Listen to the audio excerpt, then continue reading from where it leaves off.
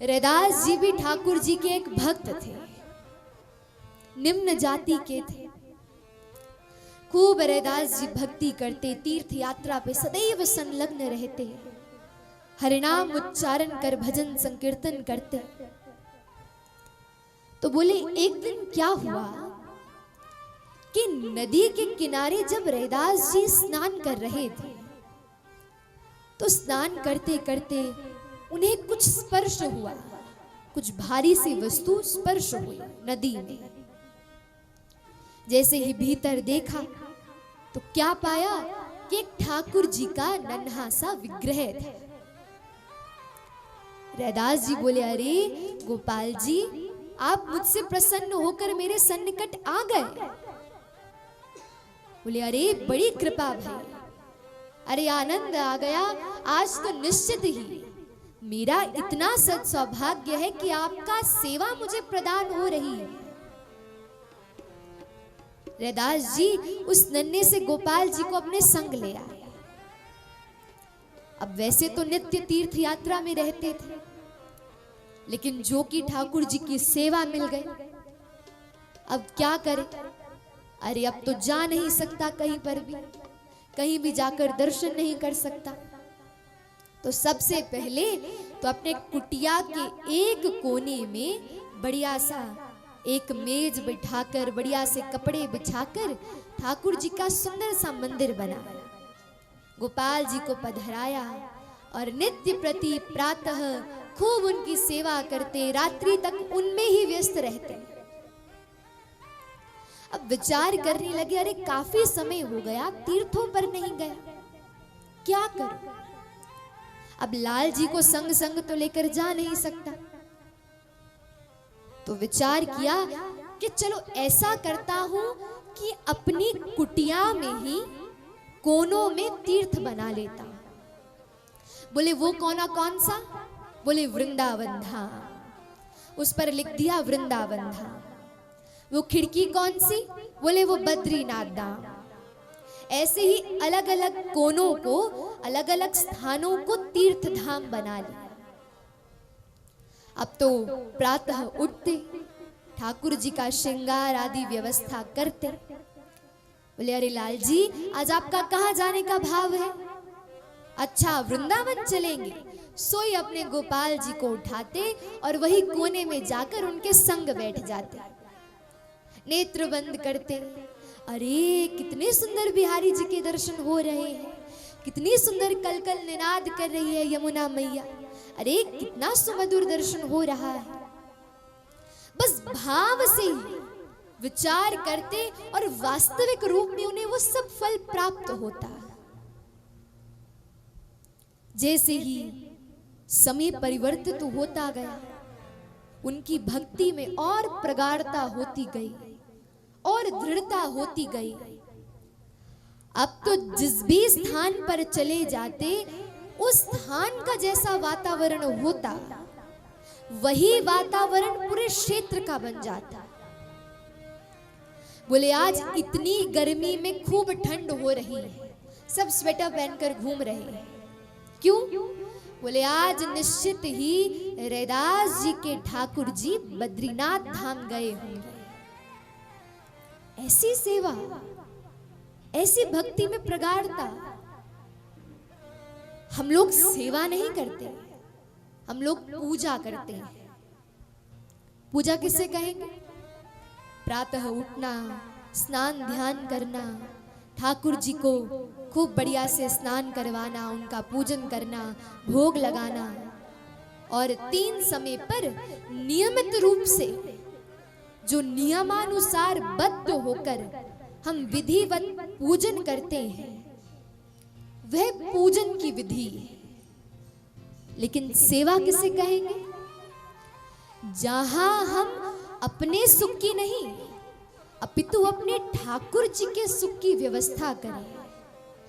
आज घर में परांठे बने, बोले किसके लिए बने? हमारे बच्चों को बहुत प्रिय है, तो बोले वो तो पूजा है। बोले आज घर में बढ़िया से आलू पूरी बनी, किसके लिए बनी? बोले हमारे गोपाल जी को अति प्रिय है। ये है सेवा। तत्सुखे सुखित्वम प्रेम, हमारे प्रियतम जिसमें सुखी रहे उसे ही सेवा का नाम देंगे। जब अपनी अनुपस्थिति के अनुसार हम कब उपस्थित है, हम कब व्यस्त है, तो उस अनुसार हम जब ठाकुर जी की सेवा करें, पूजा करें या कोई भी ठाकुर जी की क्रिया करें, तो वो निश्चित रूप से भगवत पूजा कहलाई जाएगी। लेकिन जब जीवन में कितने भी व्यस्त क्यों ना हो, लेकिन अपने जीवन का मूल्यवान समय हम अपने ठाकुर जी को दें, हम अपने गोपाल जी को समर्पित करें, तो वही सेवा का वास्तविक स्वरूप है।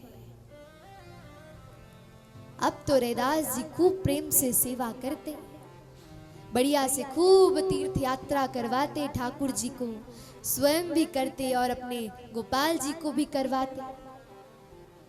एक दिन ऐसी परिस्थिति बनी कि कुछ ब्राह्मण रैदास जी के ठाकुर जी का दर्शन करने के लिए आए। दर्शन करा तो ब्राह्मणों के हृदय में लोभ आ गया। बोले कैसा लोभ?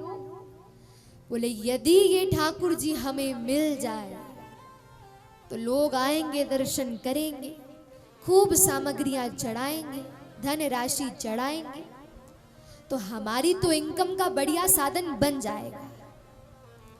तो ऐसा विचार कर वो सीधे ब्राह्मण पहुंच गए राजा के पास। हे राजन, अरे ये देखिए उस निम्न जाति के रैदास को, कितना दुष्कृत्य करता है। अरे ऐसी जाति में होने पर भी जिसे अधिकार नहीं है भगवत सेवा करने का, लेकिन वो दिन रात गोपाल जी की सेवा करता। अरे आज ही उसे बुलाइए और ये निर्णय करिए। अब राजा सत्संगी था, भगवत भक्तों की महिमा को जानता था, तो राजा ने रैदास जी को बुलाया। तो धर्म का पालन करने के लिए रैदास जी से कहा कि अरे रैदास जी, आप ये सेवा क्यों करते हैं? आप जानते हैं कि आपकी जाति सेवा के योग्य नहीं है, फिर भी आप सेवा करते हैं। रैदास जी बोले, अरे मैं इन्हें लेने नहीं गया था, अरे ये गोपाल जी तो मेरे पास स्वयं चलकर आए, अरे इसीलिए सेवा करता हूं। राजा बोले, ये है तो दुष्कृत्य, लेकिन जो कि भगवत भक्ति का प्रताप मैं जानता हूं, इसलिए कल इसका निर्णय होगा। और कैसे निर्णय होगा? इस दरबार के मध्य ही एक गादी बिछाई जाएगी, बड़ा सा सिंहासन, उस पर गोपाल जी को पधराया जाएगा और एक पक्ष में सभी ब्राह्मण बैठेंगे और एक पक्ष में आप बैठेंगे। ब्राह्मण बैठकर खूब पुरुष सूक्त आदि स्वस्ति वाचन का गान करेंगे, वेद मंत्रों का नाद करेंगे, बस ठाकुर जी को अपने पास बुलाने का प्रयास करेंगे। और आप भी प्रयास करिएगा, जिसकी और ठाकुर जी परिवर्तित तो हो जाए तो विचार करना कि वही योग्य है सेवा की। रैदास जी बोले, ठीक है। हृदय तो रैदास जी का एक प्रकार से व्याकुल हो गया। अरे कैसे करूंगा, यदि मेरे गोपाल जी चले गए तो कैसे रह पाऊंगा उनके बिना। लेकिन एक दृढ़ विश्वास था, faith in Krishna is best and safest course. Thakur ji पर विश्वास दुनिया में सबसे उत्कृष्ट है। एक बार के लिए तो संसार हमारा विश्वासघात कर देगा, लेकिन ठाकुर जी हमारा विश्वासघात कभी नहीं करेंगे, कभी भी नहीं करेंगे। और भक्ति का प्रथम चरण भी विश्वास है। ये मेरी माता है, ये मेरी पिता है। अब बालक जब जन्म लेता है वे थोड़े ना जानता है कि उसके पिता कौन है, लेकिन उसकी माता बताती है और अपने माता के वचनों पर वो विश्वास कर लेता है कि यही मेरे पिता है। ऐसा ही विश्वास ठाकुर जी पर हो, तभी हमारे संबंध की पूर्ति होगी। जैसे ही अगला दिन आया, परिस्थिति बनी, मध्य में गोपाल जी को बिठाया गया। एक पक्ष में ब्राह्मण बैठ गए और एक पक्ष में रैदास जी। अब तो सर्वप्रथम ब्राह्मणों ने प्रयास किया, उच्च स्वर में वेद श्लोकों का गान करते, वेद मंत्रों का नाद करते, पुराणों का व्याख्यान करते, खूब स्वस्ति वाचन गाते, खूब विष्णु सहस्त्र नाम गाते, लेकिन गोपाल जी की प्रतिमा हिली भी नहीं। और अब बारी आई हमारे रैदास जी की। रैदास जी ने सर्वप्रथम अपनी गोद में एक बढ़िया सी गादी बिछाई और बिछाकर नेत्र बंद किया, अपने गोपाल जी का स्मरण किया। और तब यहां रैदास जी ने एक पद गाया, खूब सुंदर पद है। जो तुम तोड़ो राम, मैं नाही तोड़ू रे, तो सो प्रीत तोड़ राम, कौन संग जोड़ू रे। नेत्र बंद किए और स्मरण करते हुए कि हे नाथ, अरे तुम्हारे लिए तो ना जाने लाखों भक्त कतार में खड़े, खूब तुम्हारी याचना के लिए, लेकिन मेरे लिए तो केवल तुम ही हो। और तुम भी यदि मुझे छोड़कर चले जाओगे तो किसके सहारे मैं जीवन यापन करूंगा।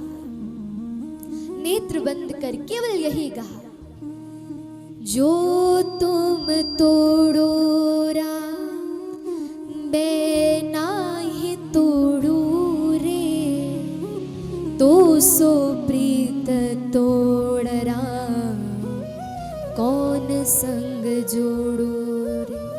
गाते जा रहे हैं, नेत्रों से अश्रु निकल रहे हैं, और तभी क्या हुआ, गोपाल जी की प्रतिमा सिंहासन से उतरी और सीधे चलते चलते चलते रैदास जी की गोद में आई और सीधे गोद में आकर रैदास जी को अपने कंठ से लगा लिया।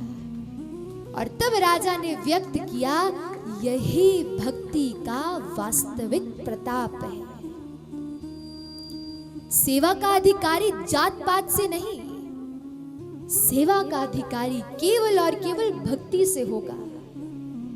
और वो संबंध, वो दृढ़ता, वो प्रेमा भक्ति हमें केवल और केवल भागवत जी प्रदान करने वाली है।